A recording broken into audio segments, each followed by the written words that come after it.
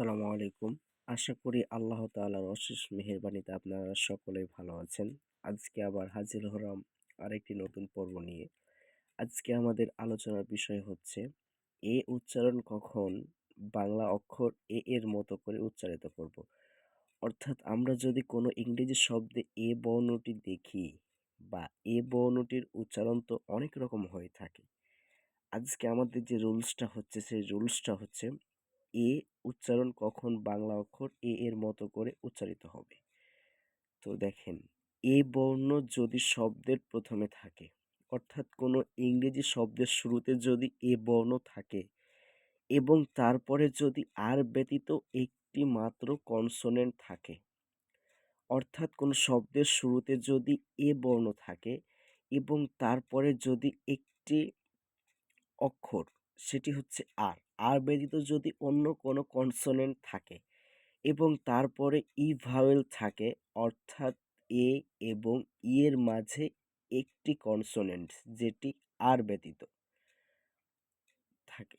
অর্থাৎ আমাদের এখান থেকে যে রুলসটা আমরা বুঝতে পারছি সে রুলসটা হচ্ছে কোনো একটি ইংরেজি শব্দের শুরুতে বর্ণ থাকা লাগবে এবং বর্ণ থাকার পরে এ বর্ণ বর্ণের পরে যদি কোনো কনসোনেন্ট আসে এবং সেটি হচ্ছে আর ব্যতীত, অর্থাৎ বর্ণের পরে যদি কোনো আর ব্যতীত কনসোনেন্ট আসে, সেটা বি হতে পারে, সেটা সি হতে পারে, সেটা এফ হতে পারে, সেটা এম হতে পারে, ইটিসি অনেক অক্ষরই হতে পারে।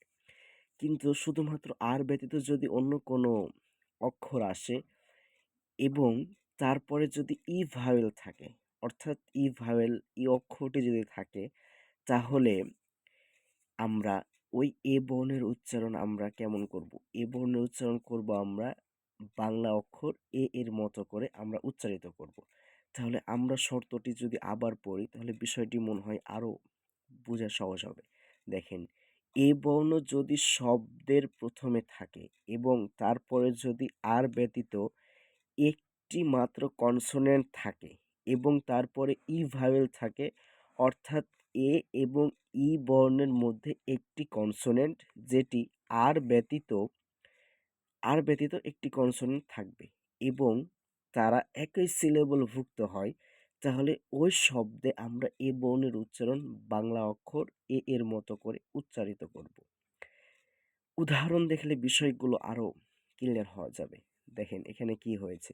এখানে প্রথম অক্ষর হচ্ছে এসেছে এবং এর পরে জি এসেছে, জি এর পরে দেখেন এসেছে। অর্থাৎ আমরা যে উপরে যে শর্তটি পড়লাম সেই শর্তটি অনুযায়ী আমাদের কিন্তু উচ্চারণটা আমরা এইভাবে করার চেষ্টা করব। অর্থাৎ অক্ষরের পরে আর কনসোনেন্ট ব্যতীত অন্য কোনো কনসোনেন্ট আসা লাগবে।